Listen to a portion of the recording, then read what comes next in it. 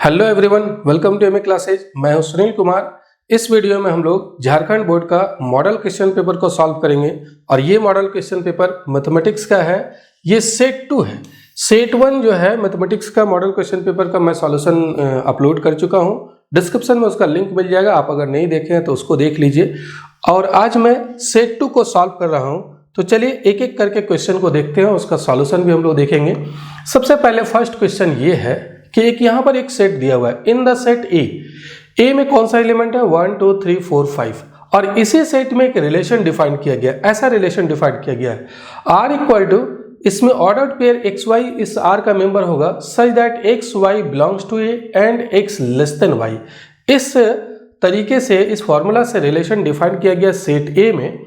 तो आर क्या है? Reflexive, symmetric, transitive, none of this. सबसे पहले रिलेशन है क्या, इसको समझ लेते हैं, उसके बाद हम लोग चेक कर लेंगे। ऐसे तो आप डायरेक्ट बना सकते हैं, लेकिन मैं यहाँ पर एक डिटेल लिख रहा हूँ, आप लोग को समझा रहा हूँ कि रिलेशन कैसे डिफाइन किया गया है। उसके बाद आप आसानी से पता कर सकते हैं। ऐसे मैं डायरेक्ट भी बताऊंगा कि कैसे आप डायरेक्ट पता कर सकते हैं। तो देखिए, यहाँ पर मैं पहले इसको एक्सप्लेन कर रहा हूँ कि कैसा रिलेशन है। यहाँ जो रिलेशन है ऑर्डर्ड पेयर बनाना है, इसी सेट के दो एलिमेंट को लेकर के ऑर्डर्ड पेयर बनाना है। ऐसा लेना है कि जो फर्स्ट कंपोनेंट x है वो स्मॉलर होगा किससे? सेकेंड कंपोनेंट y से।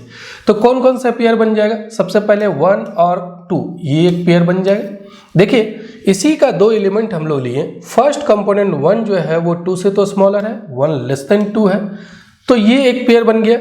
2 1 इसका पेयर नहीं बनेगा। 2 और 1 दोनों सेट ए का मेंबर है, लेकिन ये इसका मेंबर नहीं होगा। क्यों? कि 2 स्मॉलर तो नहीं है, 2 नॉट लेस देन 1, तो इसीलिए ये इसका मेंबर नहीं होगा। अब चलिए आगे बढ़ते हैं, और कौन कौन सा पेयर बनेगा उसको भी हम लोग लिख लेते हैं। यहाँ पर मैं इसको इरेज कर दे रहा हूँ। तो और कौन सा पेयर बनेगा? 1 2 तो हो गया, 1 3 भी इसका मेंबर हो जाएगा। एक 1 3, क्यों? क्योंकि 1 स्मॉलर है 3 से, इसी सेट का दो एलिमेंट लिए हैं। और फिर क्या बनेगा? 1 4 भी बन जाएगा, फिर 1 5 भी बन जाएगा। और इसी तरीके से आप और भी पेयर ढूंढिए कि कौन सा पेयर बनेगा। 2 1 तो नहीं होगा, 2 2 भी नहीं होगा, 2 2 भी आर का मेंबर नहीं होगा, क्योंकि 2 लेस देन 2 होना चाहिए। ये तो नहीं है, दोनों इक्वल है, इसीलिए ये भी इसका मेंबर नहीं होगा इस रिलेशन का। तो फिर 2 अगर फर्स्ट कंपोनेंट में रखते हैं तो सेकेंड कंपोनेंट में 3 रखना पड़ेगा, क्योंकि फर्स्ट कंपोनेंट स्मॉलर होना चाहिए सेकेंड कंपोनेंट से। फिर 2 4 भी आ जाएगा, ये पेयर भी इसका मेंबर हो जाएगा। फिर 2 5 भी आ जाएगा, ये भी। फिर और भी पेयर बनाने की कोशिश कीजिए। 3 1 नहीं होगा, 3 2 नहीं होगा, 3 3 नहीं होगा, फिर 3 4 आ जाएगा। 3 4 इसका मेंबर हो जाएगा, फर्स्ट कंपोनेंट सेकेंड से स्मॉलर है। फिर 3 5 भी आ जाएगा, और फिर इसके बाद 4 5 आएगा। तो ये सारा एलिमेंट जो है वो आर का, ये जितना भी पेयर है वो सभी आर का मेंबर होगा। अब ये देखिए कि ये रिफ्लेक्सिव है या नहीं। रिफ्लेक्सिव में क्या होता है कि प्रत्येक एलिमेंट अपने से रिलेटेड होता है सेट ए का। तो सेट ए का प्रत्येक एलिमेंट अपने से रिलेटेड है, 1 1 से रिलेटेड है, 1 1 आर का मेंबर है, 1 1 आर का मेंबर नहीं है, मतलब ये रिफ्लेक्सिव नहीं होगा। फर्स्ट वाला तो नहीं होगा, रिफ्लेक्सिव नहीं होगा। सिमेट्रिक है या नहीं? सिमेट्रिक में अगर 1 2 अगर आर का मेंबर है, ये पेयर अगर आर का मेंबर है, तो इसका जस्ट रेसिप्रोकल कर दीजिए। 1 2 अगर आर का मेंबर है तो 2 1 भी आर का मेंबर होना चाहिए। तो 2 1 तो आर का मेंबर नहीं है, मतलब सिमेट्रिक भी नहीं होगा। अब ट्रांजिटिव है या नहीं ये जरा देखिए। तो ट्रांजिटिव में आप देखिए यहाँ पर 1 2 ये आर का मेंबर है। अब 2 से स्टार्ट होने वाला और कोई है क्या जो 2 से स्टार्ट हो रहा है, जिसका फर्स्ट कंपोनेंट 2 है? तो 2 से स्टार्ट होने वाला देखिए 2 3 भी आर का मेंबर है। अगर ये इस तरीके से दो एलिमेंट आर का मेंबर है, 1 2 आर का मेंबर है, 2 3 आर का मेंबर है, तो ये बीच वाला हटा देना है, ये 2 को और ये 2 को आप हटा दीजिए। तो बचा क्या? 1 3। तो 1 3 भी आर का मेंबर होना चाहिए। क्या है 1 3 आर? 1 3 जो है वो आर का मेंबर है। तो ये क्या हो जाएगा? ये ट्रांजिटिव हो जाएगा। लेकिन इस तरीके से और भी एलिमेंट में अगर है तो आपको सब में सर्च करना पड़ेगा कि जैसे 2 से स्टार्ट होने वाला एक ये हुआ, 2 से स्टार्ट होने वाला ये भी है, तो बीच वाला हटा दीजिए 2 बचा 1,4, तो 1,4 भी आर का मेंबर है। 2 से स्टार्ट होने वाला ये भी है, तो ये बीच वाला हटा दीजिए 1,5, 1,5 भी आर का मेंबर है। फिर इस तरीके से 2 से स्टार्ट होने वाला तो कोई नहीं है। फिर 3 से स्टार्ट होने वाला चेक कीजिए, 3 से स्टार्ट होने वाला आपका ये है, तो बीच वाला 3 हटा देंगे, 1,4 आर का मेंबर है। फिर 3 से स्टार्ट होने वाला ये है, तो ये 3 और ये 3 अगर हटा देते हैं तो बचा 1,5 भी आर का मेंबर है। और 3 से स्टार्ट होने वाला नहीं है, 4 से स्टार्ट होने वाला ये है, 4 हटा देंगे, 1,5 आर का मेंबर है। 5 से स्टार्ट होने वाला कोई नहीं है। तो जितना भी पेयर अगर ऐसा मिलता है कि मान लीजिए A, B अगर आर का मेंबर है और B, C अगर आर का मेंबर है, B, C, तो जितना भी इस तरीके से 2 पेयर मिलता है तो B को हटा देने के बाद बचेगा क्या, बीच वाला हटा दीजिए, AC आर का मेंबर होना चाहिए। ये प्रॉपर्टी सेटिस्फाई करना चाहिए, तो ये सेटिस्फाई कर रहा है, इसीलिए ये क्या हो जाएगा, ये सिमेट्रिक हो जाएगा। अब जरा समझिए इसको हम लोग कैसे शॉर्ट तरीके से बना सकते हैं। ये तो मैं पूरा बताया हूँ, सॉरी ट्रांजिटिव हो जाएगा, सिमेट्रिक नहीं, ये ट्रांजिटिव हो जाएगा। लेकिन और कैसे बना सकते हैं ये तो मैं पूरा डिटेल से लिख करके बताया हूँ, पूरा रिलेशन को भी मैं समझाया हूँ। लेकिन इसको अगर आप बिना इस तरीके से लिखे आप बनाना चाहें, ये फिलहाल ट्रांजिटिव हो रहा है, रिफ्लेक्सिव नहीं हुआ, सिमेट्रिक नहीं हुआ, ट्रांजिटिव हो जा रहा है, यानी कि ऑप्शन सी जो है वो करेक्ट है। अब इसको और कैसे बनाएंगे, देखिए यहाँ x लेस देन y लिखा हुआ है, इस रिलेशन के डेफिनेशन से ही समझ जाइए, x लेस देन y है तभी ये पेयर इसका मेंबर होगा। तो x इसका मेंबर तो नहीं आएगा, क्यों, क्योंकि x और x तो इक्वल है, तो रिफ्लेक्सिव नहीं होगा यहाँ पर। सिमेट्रिक, अगर मान लीजिए x y इसका मेंबर है, x y मेंबर है, तो x तो लेस देन y होगा, फिर y इसका मेंबर नहीं होगा, y इसका मेंबर नहीं होगा, क्योंकि x जब लेस देन y है तो y तो लेस देन x नहीं होगा। अगर x कोई भी नंबर y से छोटा है, ये x जो है y से छोटा है, तो y तो x से छोटा नहीं होगा, y तो फिर बड़ा हो जाएगा, तो इसीलिए सिमेट्रिक भी नहीं होगा। हाँ, लेकिन ट्रांजिटिव हो जाएगा। मान लीजिए x y अगर r का मेंबर है और y z अगर r का मेंबर है, इसका मतलब क्या हुआ, डेफिनेशन क्या कहता है कि x y अगर r का मेंबर है तो x लेस देन y होगा, और y z r का मेंबर है तो y लेस देन z होगा। अब अगर x लेस देन y है, y लेस देन z है, तो x लेस देन z तो आ जाएगा ना, x लेस देन z आ जाएगा यहाँ पर, और x लेस देन z आ गया तो x, z जो है वो r का मेंबर हो जाएगा, तो ट्रांजिटिव हो जाएगा। तो इसका ऑप्शन ए जो है वो करेक्ट है। आप इस तरीके से पूरा रिलेशन को लिख करके भी बना सकते हैं, या आप सिंपली समझ जाइए, यहाँ डेफिनेशन से डायरेक्ट आप समझ जाइए कि रिफ्लेक्सिव है, सिमेट्रिक है या ट्रांजिटिव है, कौन सा है उसको आप लिख सकते हैं। चलिए अब आगे बढ़ते हैं, नेक्स्ट क्वेश्चन को देखते हैं, क्वेश्चन नंबर 2। यहाँ पर एक सेट दिया हुआ है जिसका एलिमेंट है 2, 4, 6, 8 एंड आर भी है रिलेशन डिफाइंड ऑन ए। अब ये आर जो रिलेशन है यहाँ पर पहले एक स्टेटमेंट लिखा हुआ था, यहाँ स्टेटमेंट नहीं लिखा हुआ बल्कि एक ऑर्डर्ड पेयर ही दे दिया गया है। ऑर्डर्ड पेयर यहाँ पर सभी रिलेशन में जो भी ऑर्डर्ड पेयर होगा सब लिखा हुआ है। तो देन आर इज सबसे पहले रिफ्लेक्सिव नहीं है, क्यों, क्योंकि सेट ए का प्रत्येक एलिमेंट इसी से रिलेटेड होना चाहिए, तो 2 इसका मेंबर नहीं है। सिमेट्रिक, देखिए 2, 4 इसका मेंबर है और इसी का जस्ट रेसिप्रोकल 4, 2 भी है। फिर 4, 2 इसका मेंबर है तो इसका रेसिप्रोकल 2, 4 भी है। 4, 6 इसका मेंबर है तो 6, 4 भी है। 6, 4 है तो 4, 6 भी है। सिमेट्रिक तो हो जाएगा। अब इसके बाद ट्रांजिटिव है या नहीं है, या देखिए 4 से स्टार्ट होने वाला ये वाला है, तो ये 4 और 4 को हटा दीजिए, बचा 2 इसका मेंबर नहीं है, मतलब ट्रांजिटिव नहीं हुआ। तो ऑप्शन बी जो है वो इसका करेक्ट ऑप्शन होगा। चलिए अब आगे बढ़ते हैं, नेक्स्ट क्वेश्चन को देखते हैं। यहाँ पर भी एक सेट ए दिया हुआ है जिसका एलिमेंट पी क्यू आर है। विच of the following is an equivalence relation on set ए। तो आपको पता है इक्विवेलेंस रिलेशन किसको कहते हैं, जिसमें से सिमेट्रिक भी हो, रिफ्लेक्सिव भी हो, सिमेट्रिक भी हो और ट्रांजिटिव भी हो। अगर कोई रिलेशन तीनों चीज होता है, रिफ्लेक्सिव भी है, सिमेट्रिक भी है और ट्रांजिटिव भी है, तब इक्विवेलेंस होता है। तो ये जरा चेक कीजिए R1, यहाँ पर पूछा जा रहा है ये जो 3 रिलेशन है तीनों में से कोई भी इक्विवेलेंस है या नहीं है। तो सबसे पहले फर्स्ट रिलेशन को देखते हैं, रिफ्लेक्सिव नहीं है क्योंकि पी इसका मेंबर नहीं है। तो पहला पी तो इसका मेंबर नहीं है, तो फर्स्ट वाला जो है रिफ्लेक्सिव ही नहीं है, इसीलिए इक्विवेलेंस तो होगा नहीं। सेकेंड R2 में देखिए यहाँ पर भी क्या प्रत्येक एलिमेंट अपने से रिलेटेड है, P इसका मेंबर नहीं है, R है, Q नहीं है और P नहीं है, तो ये भी रिफ्लेक्सिव नहीं है, तो इक्विवेलेंस तो नहीं होगा, क्योंकि इक्विवेलेंस होने के लिए तीनों चीज होना चाहिए। तो R1 R2 तो रिफ्लेक्सिव नहीं हुआ। अब R3 देख लीजिए, क्या ये रिफ्लेक्सिव है? प्रत्येक एलिमेंट अपने से रिलेटेड होना चाहिए। देखिए P इसका मेंबर है, Q मेंबर है, R है, मतलब रिफ्लेक्सिव तो है। अब सिमेट्रिक चेक कीजिए, तो सिमेट्रिक में PQ इसका मेंबर है, QP तो इसका मेंबर नहीं है, तो सिमेट्रिक भी नहीं है। तो ना तो रिफ्लेक्सिव है, ना सिमेट्रिक है और ना ही ट्रांजिटिव। कोई ऐसा रिलेशन नहीं है जो तीनों चीज हो। जैसे ये रिफ्लेक्सिव है लेकिन सिमेट्रिक नहीं है, तो सिमेट्रिक नहीं है इसीलिए ये इक्विवेलेंस नहीं होगा। तो ये तीनों में से कोई भी इक्विवेलेंस नहीं है, मतलब नन ऑफ दिस जो है वो इसका करेक्ट आंसर होगा। चलिए अब आगे बढ़ते हैं, नेक्स्ट क्वेश्चन को देखते हैं। नेक्स्ट क्वेश्चन क्या है? नेक्स्ट क्वेश्चन है 4 नंबर में। यहाँ पर एक फंक्शन ऐसा डिफाइन किया हुआ है, R से R में डिफाइंड है, f of x equal to X square, और g एक फंक्शन है वो भी R से R में है, g of x equal to sine X, then gof of x is. तो ये आसानी से निकाल सकते हैं गॉफ ऑफ x। कैसे निकलता है, इसका क्या डेफिनेशन है? गॉफ ऑफ x निकालना है अगर, तो इसको निकालने का डेफिनेशन होता है g of f of x। तो सबसे पहले तो f ऑफ x का वैल्यू पुट करेंगे हम लोग, यहाँ g रहने देते हैं। f ऑफ x का वैल्यू क्या है? f ऑफ x का वैल्यू एक्स स्क्वायर है, और फिर g of X square.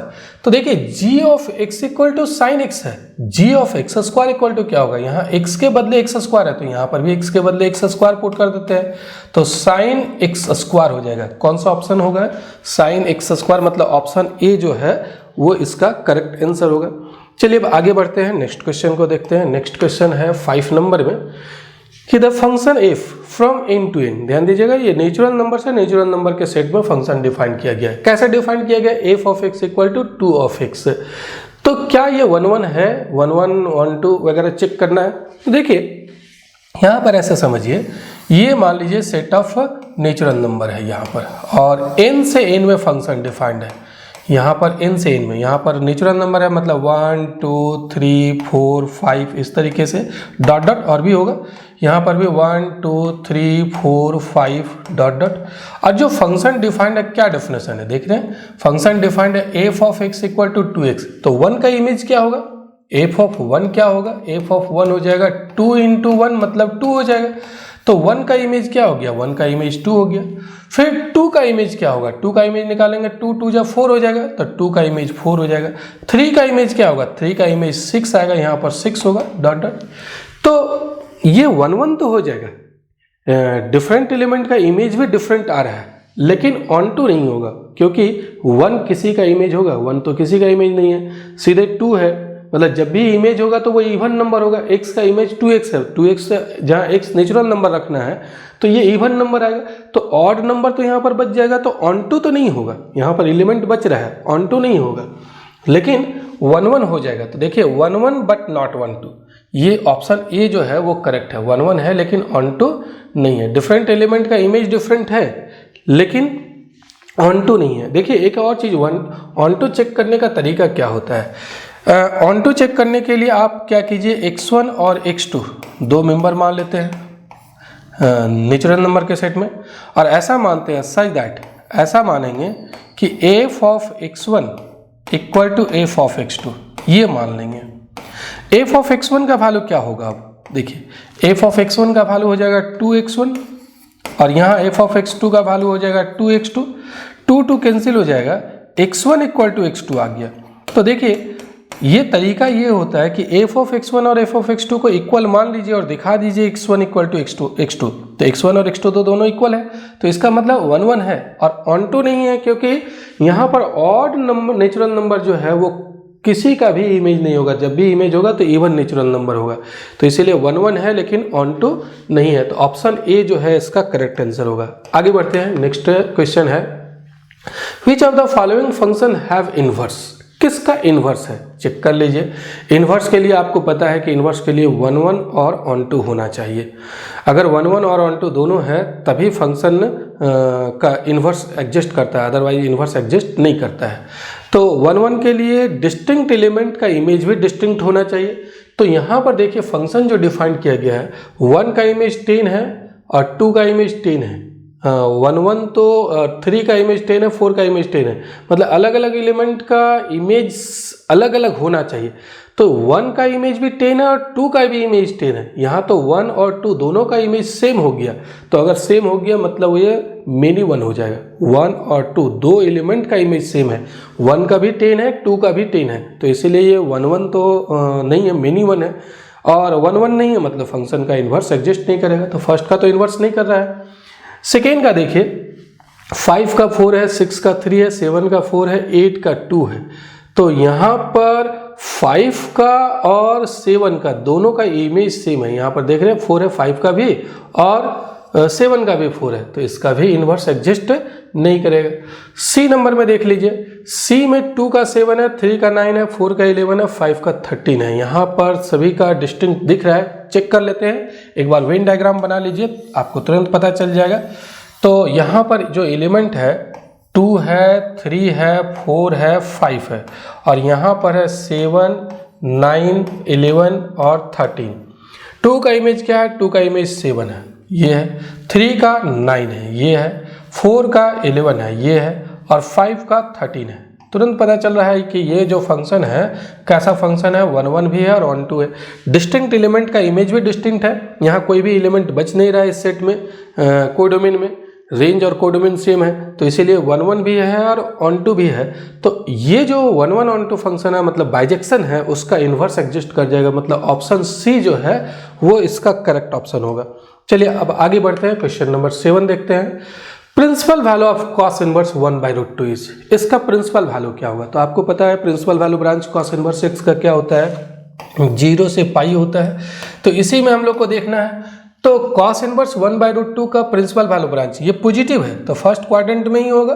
First quadrant में कौन सा एंगल का वैल्यू 1/√2 होता है? याद कीजिए, cos inverse 1/√2।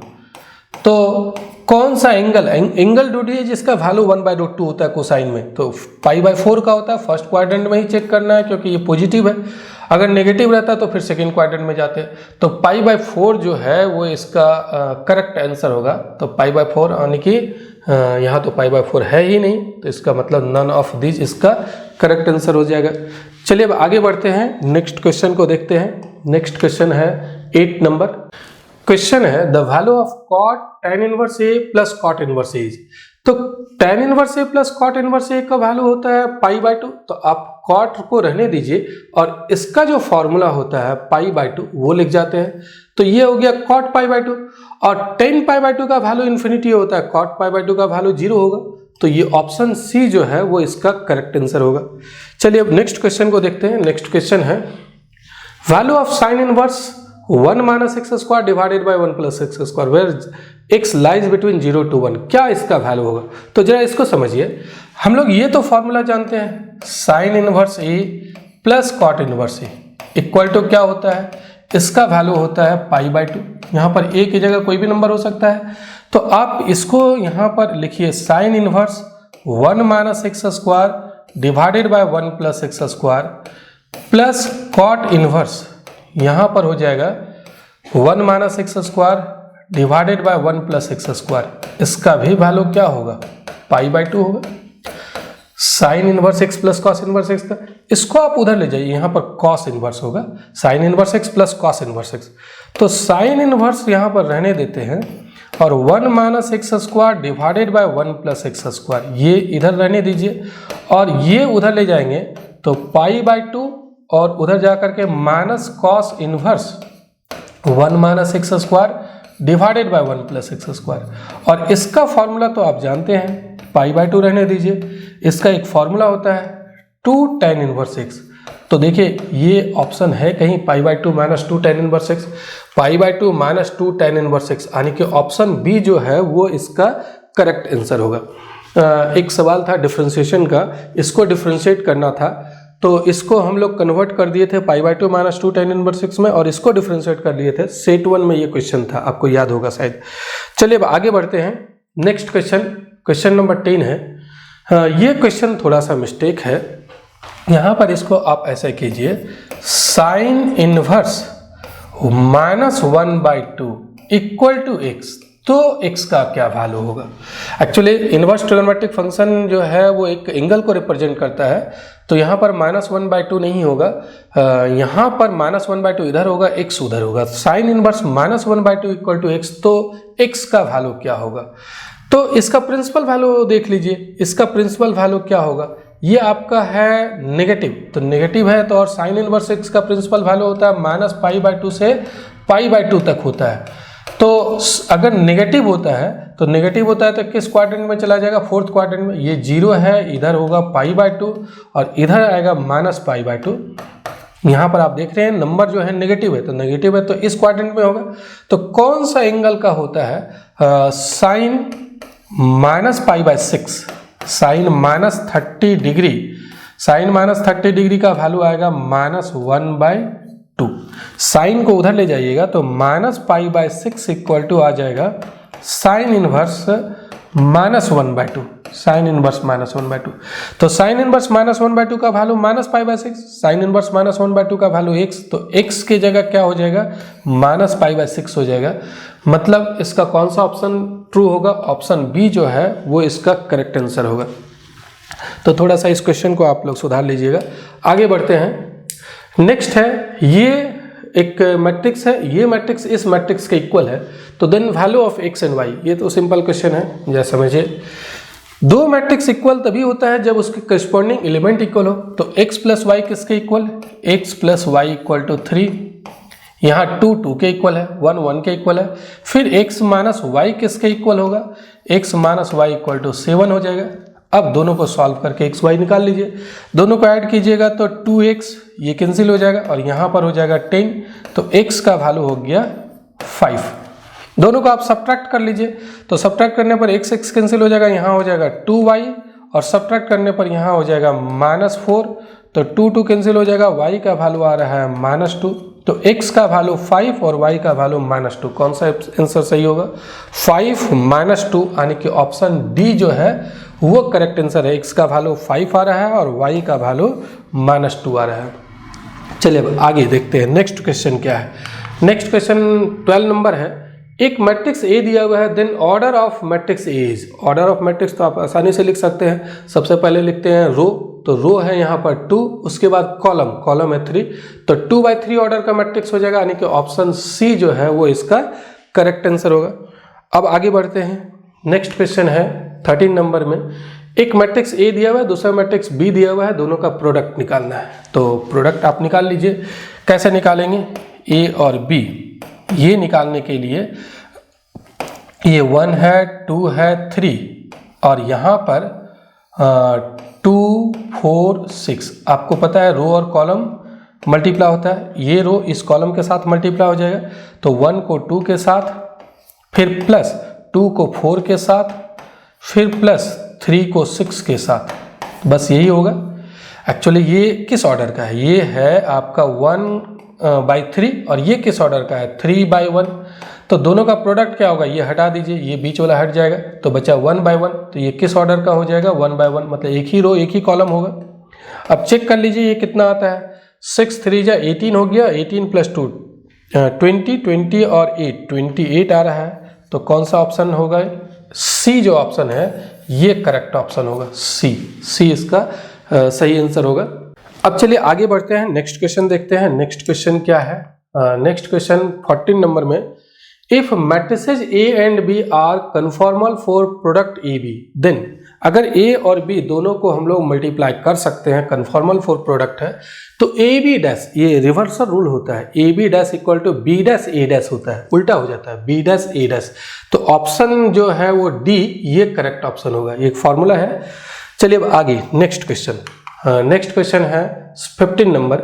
If A is any square matrix then A is symmetric if. ये सिमेट्रिक का डेफिनेशन है, कोई भी स्क्वायर मैट्रिक्स कब सिमेट्रिक होता है, जब उसका ट्रांसपोज और ओरिजिनल मैट्रिक्स दोनों इक्वल हो जाए।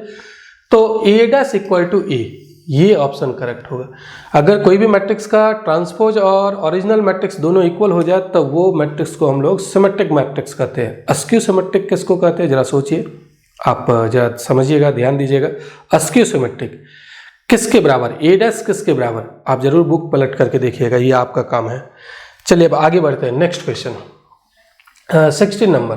वैल्यू ऑफ डिटर्मिनेंट, इस डिटर्मिनेंट को एक्सपेंड कर लीजिए, सिंपल है, क्योंकि यहाँ पर आप देख रहे हैं 2 एलिमेंट 0 है तो एक्सपेंड करना आसान हो जाएगा। इसी कॉलम से एक्सपेंड कर लेते हैं 1 और 1 के साथ इसको छोड़ देते हैं, इसको छोड़ देते हैं, आप इसको छोड़ दीजिए, इसको छोड़ दीजिए। 1 इंटू 4 हो जाएगा और माइनस 0 इंटू 2 0 हो जाएगा और उसके बाद तो ये 0 आ जाएगा, तो उसको कुछ करना नहीं है, तो सीधे क्या आ रहा है 4 आ रहा है। तो ऑप्शन बी जो है वो इसका करेक्ट आंसर हो गया। आगे अब next question 17 number, value of x is if this determinant is equal to this determinant. तो ये दोनों डिटर्मिनेंट इक्वल है, x का वैल्यू क्या होगा, तो इसको एक्सपेंड कर लीजिए। 3 माइनस एक्स स्क्वायर, इस डिटर्मिनेंट का एक्सपेंशन, इस डिटर्मिनेंट का एक्सपेंशन 3 माइनस 4 2 जा 8, तो 3 minus x square equal to 3 में 8 को सब्ट्रैक्ट करते हैं माइनस 5 इधर ले आइए, 3 प्लस 5 और एक्स स्क्वायर को उधर ले जाते हैं, तो एक्स स्क्वायर का वैल्यू क्या आ रहा है, एक्स स्क्वायर का वैल्यू 8 आ रहा है, 5 प्लस 3 8 और स्क्वायर हटा दीजिए, तो स्क्वायर हटाने पर प्लस माइनस 2√2 हो जाएगा 8 का स्क्वायर रूट, तो प्लस माइनस 2√2 आने के ऑप्शन सी जो है वो इसका करेक्ट आंसर होगा। चलिए आगे नेक्स्ट क्वेश्चन देखते हैं। क्वेश्चन नंबर 18 है, if a equal to aij 2/2 then ka is equal to, तो ये एक फॉर्मूला होता है mod of determinant of k equal to a का जो ऑर्डर होगा उतना पावर बन जाएगा। ये k को जब बाहर करेंगे तो a का जितना ऑर्डर होगा उतना पावर बन जाएगा, तो a का ऑर्डर 2/2 है तो k स्क्वायर हो जाएगा और डिटर्मिनेंट ऑफ a हो जाएगा। अगर a का ऑर्डर 3/3 रहता तो k का पावर 3 हो जाता, तो ऑप्शन सी जो है वो इसका करेक्ट आंसर होगा। आगे बढ़ते हैं next question 19 number, area of triangle which vertices are. ये एक ट्राइंगल का तीनों वर्टेक्स दिया हुआ है, ये एक ट्राइंगल है और ट्राइंगल का वर्टेक्स क्या है 3,8, फिर है -4,2 और एक और है 5,-1। अब इस ट्राइंगल का एरिया क्या होगा, तो एरिया निकालने का फॉर्मूला होता है आप लोग को पता है 1/2, यहाँ पर होता है x1 y1 x2 y2 x3 y3 और यहाँ 1 1 1, ये फॉर्मूला है जहाँ x1 y1 x2 y2 x3 y3 जो है वो ट्राइंगल के वर्टेक्स का कोऑर्डिनेट है। तो यहाँ पर x1 y1 की जगह ये मान लीजिए x1 y1, ये x2 y2 और ये x3 y3, तो पुट कर दीजिए 1/2 और x1 का वैल्यू 3, y1 का 8 और यहाँ पर 1, x2 का वैल्यू -4, y2 का 2 और यहाँ 1, x3 का 5 और यहाँ -1 और यहाँ 1। आप इसको एक्सपेंड कर लीजिए, तो 1/2 इसको एक्सपेंड करते हैं, इसी रो से एक्सपेंड कर देते हैं फर्स्ट रो से, तो 3 2 + 1, यहाँ 2 हो जाएगा +1 हो जाएगा, फिर -8 और इसके साथ में इस रो कॉलम को और इस रो को छोड़ देंगे, -4 -5, तो -4 -5, फिर +1 और 1 के साथ में क्या होगा 4 -10 हो जाएगा, 4 -10। तो चेक कीजिए ये कितना आता है 1/2, 2 + 1 3, 3 3 जा 9 हो जाएगा, -4 -5 -9 को 8 से मल्टीप्लाई करेंगे तो प्लस हो जाएगा 72 और यहाँ पर होगा 4 -10 -6, तो कितना आ गया 9 में 6 सब्ट्रैक्ट किया 3 को इसमें ऐड कर देते हैं 72 + 3 75 डिवाइडेड बाय 2, 75 डिवाइडेड बाय 2 हो जाएगा तो 37.5 आएगा, 37.5, तो 37.5 मतलब ऑप्शन ए जो है वो इसका करेक्ट आंसर हो जाएगा 37.5 स्क्वायर यूनिट। तो ट्राइंगल का जो एरिया का फॉर्मूला होता है उससे हम लोग यहाँ पर निकाल लिए। अब आगे बढ़ते हैं 20 नंबर, एक्चुअली हम लोग डिटर्मिनेंट का यूज किए हैं, ट्राइंगल का एरिया निकालने का डिटर्मिनेंट यूज किए हैं क्योंकि ये डिटर्मिनेंट से रिलेटेड क्वेश्चन था। क्वेश्चन नंबर 20 है, if A is a square matrix of order n then A into adjoint A equal to adjoint A into A is equal to. अगर A कोई square matrix है तो आपको पता होगा कि A अगर कोई स्क्वायर मैट्रिक्स है, सपोज कर लीजिए A किस ऑर्डर का है n/n ऑर्डर का, तो A इंटू एडजॉइंट A किसके बराबर होता है, A इंटू एडजॉइंट A होता है determinant of A into IN, identity matrix होता है nth ऑर्डर का, और इक्वल टू आप अगर उल्टा भी कर देते हैं, एडजॉइंट ए को पहले लिख जाते हैं और ए को बाद में, तो भी इसके बराबर होता है। तो a into adjoint a, adjoint a into a दोनों इक्वल होगा, और ये किसके इक्वल होगा, determinant of a into I. तो determinant of a into I, ये वाला ऑप्शन, ये ऑप्शन सी जो है वो इसका करेक्ट आंसर होगा। एक्चुअली आई का ऑर्डर जो है वो n बाय n ही होगा, यूनिट आइडेंटिटी मैट्रिक्स है ये। आगे बढ़ते हैं, question number 21, which of the following function is not continuous at x equal to pi by 2। तो साइन एक्स आप जानते होंगे, sine x is everywhere continuous, प्रत्येक जगह साइन एक्स कंटिन्यूस होता है, कॉस एक्स भी प्रत्येक जगह कंटिन्यूस होता है। टेन एक्स पाई बाई 2 पर कंटिन्यूस नहीं होता है, याद होगा। टेन एक्स का ग्राफ आप ग्राफ से भी पता कर सकते हैं। टेन एक्स का कुछ ग्राफ इस तरीके से होता है, ये इस तरीके से आता है, और ये जो होता है यहाँ पर पाई बाई 2 होता है। तो पाई बाई 2 पर ये पाई बाई 2 होता है, पाई बाई 2 पर ये क्या होता है, डिसकंटिन्यूस होता है। तो टेन एक्स जो है वो डिसकंटिन्यूस है, नॉट कंटिन्यूस, ये कंटिन्यूस नहीं है, कहाँ पर, पाई बाई 2 पर। आगे बढ़ते हैं, next question, the value of k which makes this continuous at x equal to 0। ये एक फंक्शन दिया हुआ है यहाँ पर, k का कौन सा वैल्यू रखे ताकि ये कंटिन्यूस बन जाए। तो कब कंटिन्यूस होता है, 0 पर कब कंटिन्यूस होगा, जब इसका 0 पर लिमिट जो निकालेंगे x tends to 0, f of x और f0 दोनों इक्वल हो।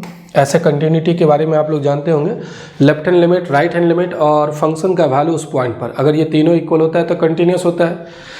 या आप सिंपली ऐसा भी लिख सकते हैं कि लिमिट जो होता है, क्योंकि लेफ्ट हैंड लिमिट और राइट हैंड लिमिट इक्वल होगा तो लिमिट एग्जिस्ट कर जाएगा, तो लिमिट अगर f ऑफ 0 के इक्वल हो जाए तो कंटिन्यूस हो जाएगा 0 पर। तो इसका लिमिट निकाल लीजिए आप, limit x tends to 0 function का, f ऑफ x का वैल्यू क्या हो जाएगा, ये ऊपर वाला x टेंस टू 0 मतलब x not equal to 0, x not equal to 0 मतलब ये फंक्शन का वैल्यू होगा x into sine 1 by x, यही f ऑफ 0 का वैल्यू हो जाएगा। तो अब इसका लिमिट क्या होगा, x के जगह 0 पुट करेंगे, यहाँ 0, और साइन 1 बाई 0 मतलब साइन इन्फिनिटी, और साइन इन्फिनिटी मतलब वेरी लार्ज एंगल, तो साइन का जो वैल्यू आएगा वो तो -1 के बीच में आएगा। तो यहाँ पर एक नंबर मिलेगा वो -1 और 1 के बीच में होगा, और यहाँ x के जगह 0 पुट करेंगे तो 0 में इस नंबर को मल्टीप्लाई करने पर 0 ही आएगा। तो f ऑफ 0 का वैल्यू क्या हो जाएगा, 0। अगर f ऑफ 0 का वैल्यू मतलब x इक्वल टू 0 पर जो फंक्शन का वैल्यू अगर 0 पुट कर दे तब फंक्शन क्या हो जाएगा, कंटिन्यूस। तो k का वैल्यू कौन सा होगा, k का वैल्यू 0 हो जाएगा, यानी कि ऑप्शन डी जो है वो इसका करेक्ट आंसर हो जाएगा। आगे बढ़ते हैं, next question 23, the function f(x) equal to mod x is not differentiable. ये मॉडुलस फंक्शन पहले फर्स्ट सेट में भी मैं बताया हूँ कि mod x का ग्राफ ऐसा होता है, ये x एक्सिस है और ये y एक्सिस है, तो mod x का ग्राफ ये ऐसा होता है इस तरीके से, ये 45 डिग्री इधर से और इधर से भी 45 डिग्री एंगल बनता है। और ग्राफ से आप बता सकते हैं कि वो कहाँ पर डिफरेंशिएबल नहीं है। अगर कहीं ग्राफ पर कॉर्नर बन जाता है, जैसे यहाँ पर ये कॉर्नर बन गया, यहाँ पर कॉर्नर बन गया, तो जिस पॉइंट पर कॉर्नर बन जाता है वहाँ डिफरेंशिएबल नहीं होता है। तो कहाँ पर डिफरेंशिएबल नहीं है, 0 पर। तो नॉट डिफरेंशिएबल कहाँ पर डिफरेंशिएबल नहीं होगा, 0 पर, यानी कि ऑप्शन सी जो है वो इसका करेक्ट आंसर हो जाएगा। आगे next question, root under 10x का डिफरेंशियल कोएफिशिएंट। तो ये डिफरेंशियल कोएफिशिएंट तो आसानी से निकाल सकते हैं चेन रूल से। रूट अंडर 10x को आपको पहले किसके रिस्पेक्ट में डिफरेंशिएट करना पड़ेगा, तो पहले तो आपको 10x के रिस्पेक्ट में डिफरेंशिएट करना पड़ेगा, और फिर 10x को कैसे डिफरेंशिएट करेंगे, किसके रिस्पेक्ट में, 10x को x के रिस्पेक्ट में कर लीजिए आप। तो ये अगर u मान लीजिए अपने मन में, तो रूट अंडर यू का होता है 1/2 रूट अंडर यू किसको मान रहे थे, 10x को, और 10x का differential coefficient sec square x। तो कौन सा ऑप्शन होगा, सेक स्क्वायर x न्यूमरेटर में और divided by 2 root under 10x, sec square x divided by 2 root under 10x, यानी कि ऑप्शन ए जो है वो इसका करेक्ट आंसर होगा। आगे next question 25 number, 2x + 3y = sin x then dy by dx। ये भी आसानी से कर सकते हैं, डिफरेंशिएट कर दीजिए दोनों साइड। यहाँ पर डिफरेंशियल कोएफिशिएंट 2 होगा, यहाँ पर differential coefficient 3 dy by dx होगा, और यहाँ पर sin x का क्या हो जाएगा, cos x। 2 को उधर ले जाइए तो 3 dy by dx = आ गया cos x - 2, और 3 को डिवाइड कर दीजिए तो dy by dx = ये cos x - 2 डिवाइडेड बाई 3, तो cos x minus 2 divided by 3, कौन सा ऑप्शन? ऑप्शन बी जो है वो इसका करेक्ट आंसर होगा। चलिए अब आगे नेक्स्ट क्वेश्चन देखते हैं। नेक्स्ट क्वेश्चन क्या है? 26 number. cos inverse 1 minus x square divided by 1 plus x square, जहाँ x का वैल्यू 0 से 1 के बीच में, इसका डिफरेंशियल कोएफिशिएंट। तो इसका फॉर्मूला होता है 2 tan इनवर्स x, ये d डिवाइडेड बाई dx रहने दीजिए, और इसका फॉर्मूला क्या है? 2 tan इनवर्स x। अब 2 tan इनवर्स x को डिफरेंशिएट कर दीजिए, तो 2 तो कांस्टेंट है और tan इनवर्स x का होगा 1 divided by 1 plus x square. कौन सा ऑप्शन सही हुआ? 2 divided by 1 plus x square, यानी कि ऑप्शन डी जो है वो इसका करेक्ट आंसर हो जाएगा। चलिए next question 27 number. log x to the base 5, यहाँ देखिए log x to the base e नहीं है बल्कि 5 है, इसका डिफरेंशियल कोएफिशिएंट। तो सबसे पहले आप बेस चेंज कर लीजिए। बेस चेंज करने का क्या तरीका होता है? log x to the base e कर दीजिए, और इसके बाद यहाँ पर इसी के लॉगरिथम से मल्टीप्लाई करना पड़ेगा और इसका बेस रखना पड़ेगा जो ओरिजिनल बेस है 5। ये रूल होता है बेस चेंज करने का। 5 बेस था, उसको हम लोग को चेंज करके ई लाना है, ई ले आइए, लेकिन इसी के लॉगरिथम से मल्टीप्लाई करेंगे और इसका बेस रखेंगे जो ओरिजिनल बेस था। तो ये log e to the base 5 जो है वो तो कांस्टेंट हो जाएगा, तो इस कांस्टेंट को बाहर कर दीजिए, log e to the base 5। और डिफरेंशिएट किसको करना है? हम लोग को डिफरेंशिएट करना है log x to the base e को।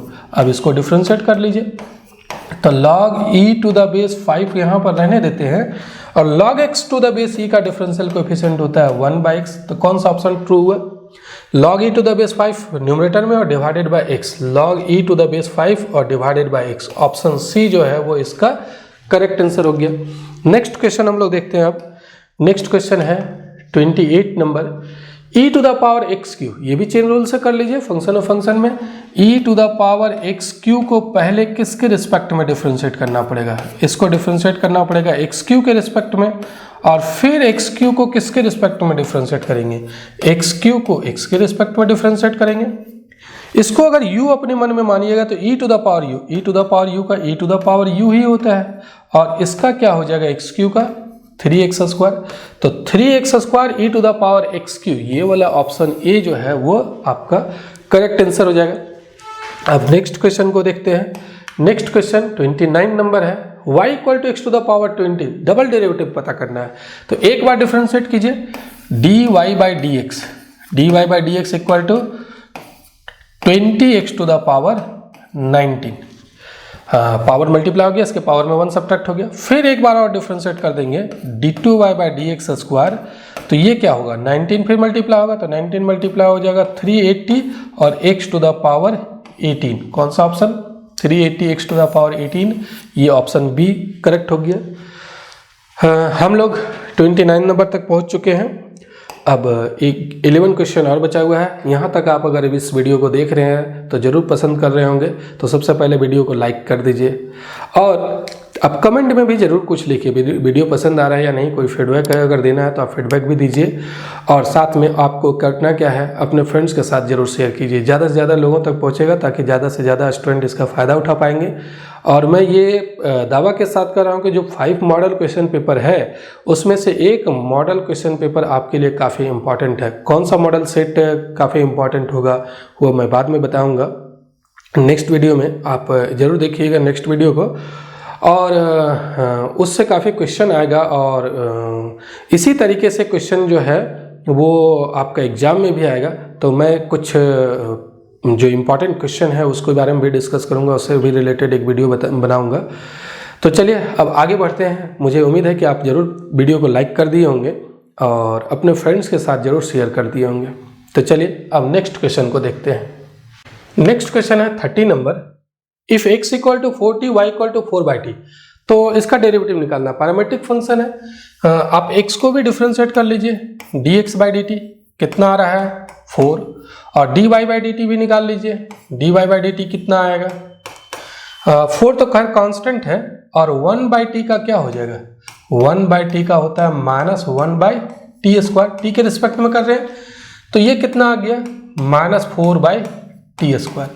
अब dy बाई डी एक्स निकालना है, तो dy बाई डी एक्स निकालने का फॉर्मूला होता है dy by d t divided by d x by d t, ये फॉर्मूला है।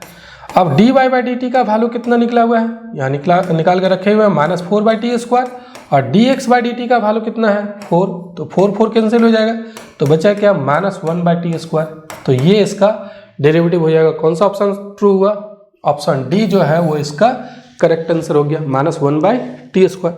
आगे बढ़ते हैं 31, the rate of change of the perimeter of a circle with respect to its radius. ध्यान दीजिएगा, रेडियस के रिस्पेक्ट में पेरीमीटर का रेट ऑफ चेंज निकालना है। अगर कोई सर्कल है जिसका रेडियस को अगर r मान लें, ये वेरिएबल सर्कल होगा, तो पेरीमीटर को अगर p मानते हैं तो पेरीमीटर क्या होता है 2 पाई r, इसका circumference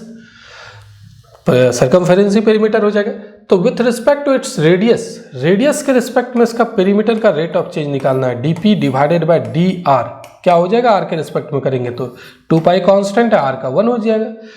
one r equal to 5 centimetre, तो r equal to 5 centimetre, r तो यहाँ पर बचा नहीं, अगर r बचता है तो हम लोग r की जगह 5 पुट कर देते हैं, तो 2 पाई होगा, 2 पाई सेंटीमीटर पर सेंटीमीटर, मतलब ये जो है इसका करेक्ट आंसर हो जाएगा option B. Next question 32 number, an edge of a variable cube is increasing at the rate of 10 centimetre, how fast is the volume of the cube increasing when the edge is 5 centimetre long.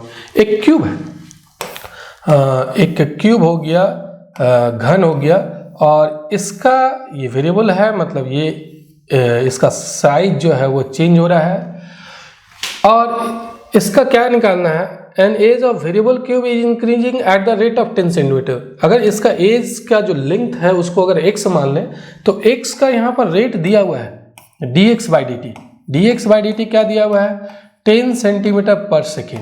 अब क्या निकालना है, how fast is the volume of the cube is increasing. Volume कितना होता है cube का, volume होता है एक्स क्यूब, इसका जो एज है उसका पावर 3 कर देंगे तो वही वॉल्यूम हो जाएगा।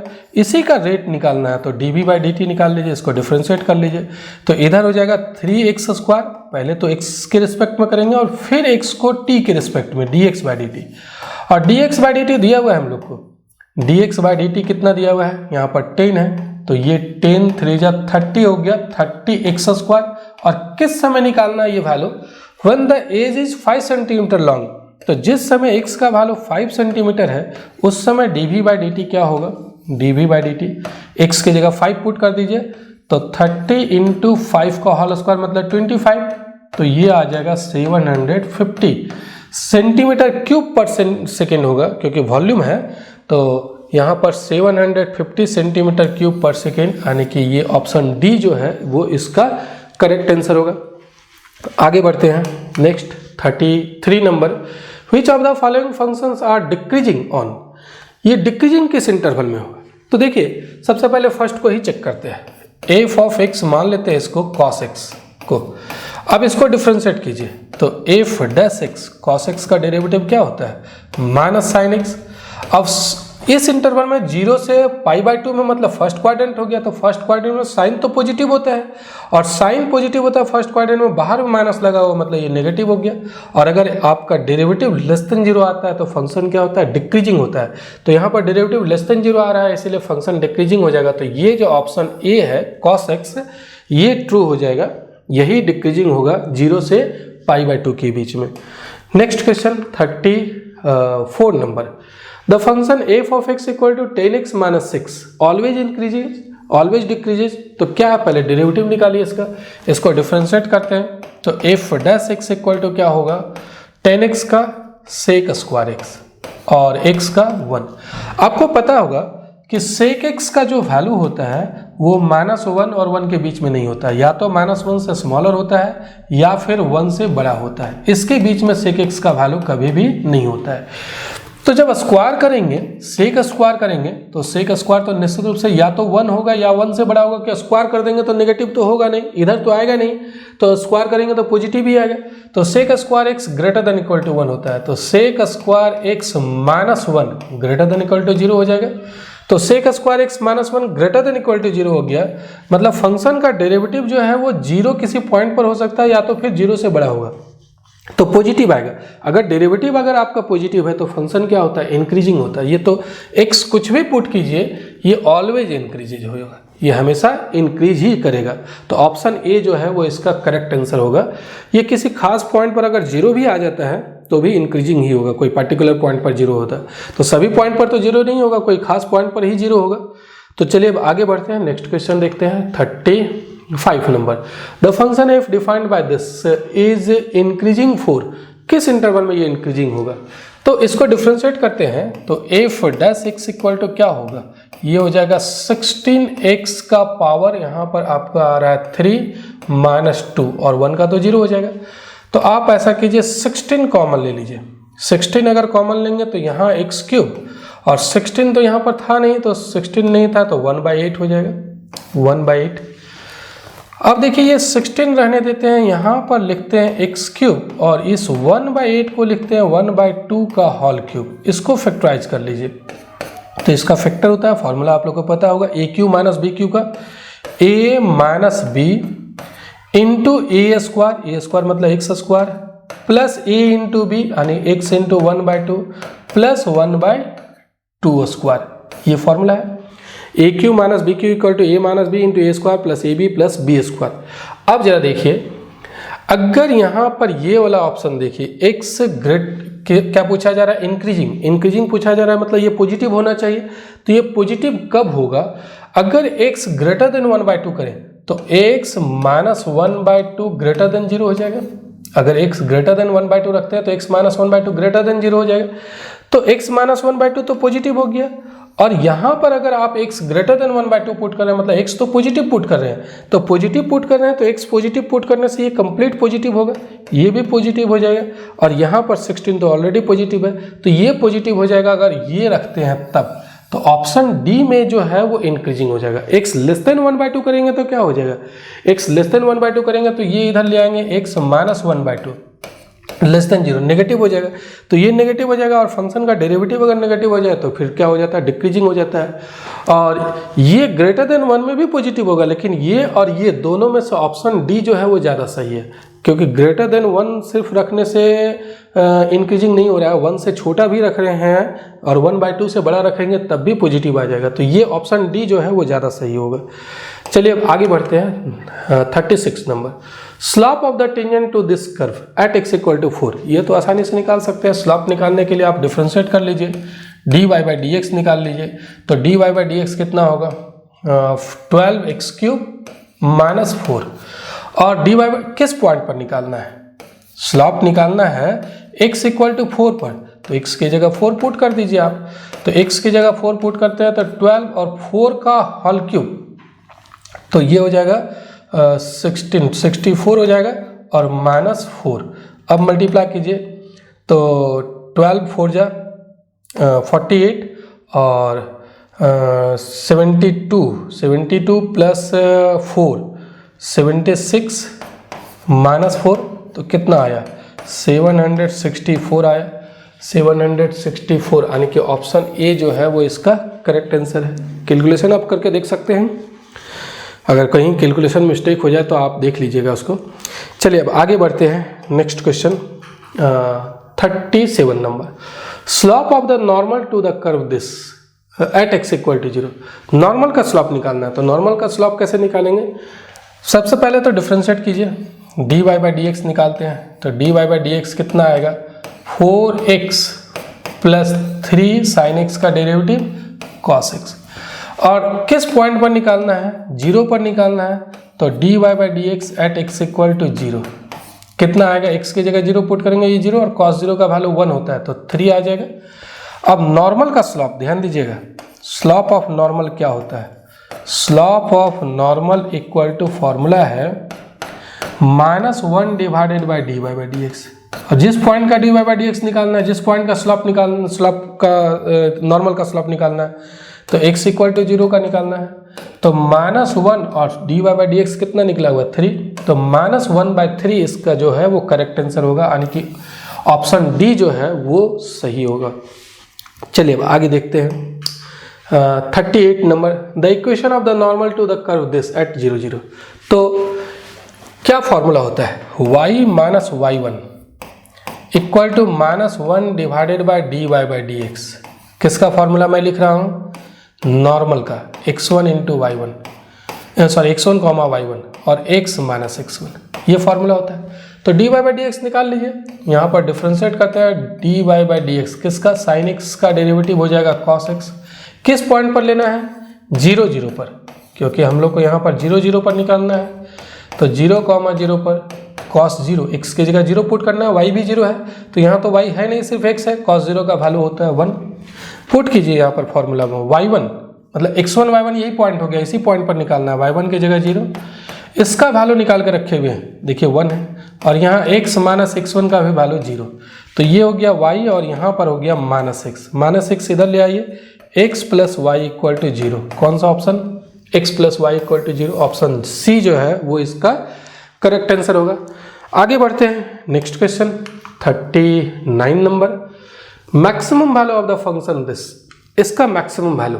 तो देखिए सबसे पहले इसको डिफ्रेंशिएट कीजिए, एक बार डिफ्रेंशिएट करते हैं तो x का 1 और 1 बाई एक्स का माइनस 1 बाई एक्स स्क्वायर, दो बार डिफ्रेंशिएट कीजिए, तो दो बार डिफ्रेंशिएट करने से तो ये 0 हो जाएगा। इसका करेंगे तो देखिए माइनस और ये ऊपर ले जाएंगे x का पावर -2, अब इसको डिफ्रेंशिएट करेंगे तो पावर -2 मल्टीप्लाई होगा तो +2 x टू द पावर -3, यानी कि 2 डिवाइडेड बाय x³ हो जाएगा।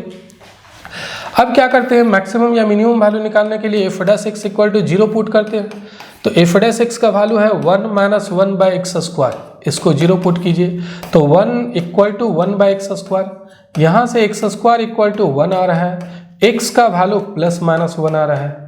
तो पहले 1 पुट करके देखते हैं, f'1 पुट करने से क्या आएगा, 2 डिवाइडेड बाय 1 का क्यूब मतलब 2 आ रहा है, तो ये पॉजिटिव आ गया, ग्रेटर देन 0 आ गया, पॉजिटिव आने पर मिनिमम वैल्यू मिलेगा। तो मिनिमम वैल्यू क्या हो जाएगा, अगर मिनिमम वैल्यू की नेक्स्ट क्वेश्चन है 40 नंबर में, इसका मिनिमम वैल्यू भी निकालना है, तो मिनिमम वैल्यू क्या हो जाएगा, कहाँ पर मिनिमम वैल्यू निकलेगा, 1 पर निकलेगा, तो minimum value equal to f1 का वैल्यू क्या आएगा, x की जगह 1 पर मिनिमम वैल्यू मिल रहा है, तो 1 प्लस 1 बाई 1 मतलब मिनिमम वैल्यू 2 आ रहा है, मिनिमम वैल्यू, और -1 भी x का वैल्यू निकला है, स्टेशनरी पॉइंट -1 भी निकला है, तो -1 पर चेक करते हैं डबल डेरिवेटिव, तो 2 डिवाइडेड बाय -1 का होल क्यों करेंगे तो -1 आएगा, यानी कि ये लेस देन 0 आ रहा है, लेस देन 0 पर नेगेटिव मैक्सिमम वैल्यू मिलता है। अगर f'(x) जो है वो लेस देन 0 आ गया तो मैक्सिमम वैल्यू मिलेगा, तो मैक्सिमम वैल्यू कहाँ पर मिल रहा है, -1 पर, तो -1 पुट कीजिए यहाँ पर, f-1 इसका मैक्सिमम वैल्यू हो जाएगा, तो मैक्सिमम वैल्यू हो गया -1 और 1 बाय -1 मतलब -1 ये भी, तो कितना आ रहा है, मैक्सिमम वैल्यू -2 आ रहा है, मैक्सिमम वैल्यू -2, ये करेक्ट ऑप्शन होगा बी। और मैक्सिमम वैल्यू मिनिमम वैल्यू क्या आया है, मिनिमम वैल्यू 2 आया है, ध्यान दीजिएगा इसका मैक्सिमम ही ज़्यादा, मैक्सिमम कम है और मिनिमम जो है वो ज़्यादा है, मिनिमम वैल्यू इसका क्या है 2 है, अब कन्फ्यूज मत कीजिए, ये मिनिमम वैल्यू इसका 2 है। तो नेक्स्ट क्वेश्चन यही है, देखिए मैं नेक्स्ट क्वेश्चन दिखा रहा हूँ, नेक्स्ट क्वेश्चन ये है, थोड़ा सा मैं इसको इरेज कर देता हूँ, 1 मिनट रुक जाइएगा। नेक्स्ट क्वेश्चन जो 40 नंबर है, कह रहा है minimum value of the function, same सवाल है, पहले वाला में देख रहे थे, पहले वाला मैक्सिमम वैल्यू निकालना था इसका, और यहाँ पर क्या निकालना है, मिनिमम वैल्यू निकालना है इसका, x नॉट इक्वल टू 0 है, तो मिनिमम वैल्यू अभी तो हम लोग निकाले हुए, मिनिमम वैल्यू क्या है 2, यानी कि ऑप्शन ए जो है वो इसका करेक्ट आंसर होगा, ऑप्शन ए। 1 मिनट जस्ट, हाँ ये ऑप्शन ए जो है वो करेक्ट होगा, तो मिनिमम वैल्यू 2 और मैक्सिमम वैल्यू 1 हो गया। तो इस तरीके से आज हम लोग मॉडल सेट का 40 क्वेश्चन जो है वो हम लोग सॉल्व कर लिए हैं। और मैं लास्ट में एक बार और कहना चाहूँगा कि अगर अभी तक भी आप वीडियो को लाइक नहीं किए हैं तो ज़रूर लाइक कर दीजिए, ये इस वीडियो को सब्सक्राइब भी कर लीजिए, और मेरे चैनल को सब्सक्राइब नहीं किया तो सब्सक्राइब कर लीजिए और वीडियो को शेयर भी कर दीजिए अपने फ्रेंड्स के साथ। तो चलिए मिलते हैं नेक्स्ट मॉडल सेट में, आज इस वीडियो में बस यहीं तक। इस वीडियो को देखने के लिए बहुत बहुत धन्यवाद, थैंक यू।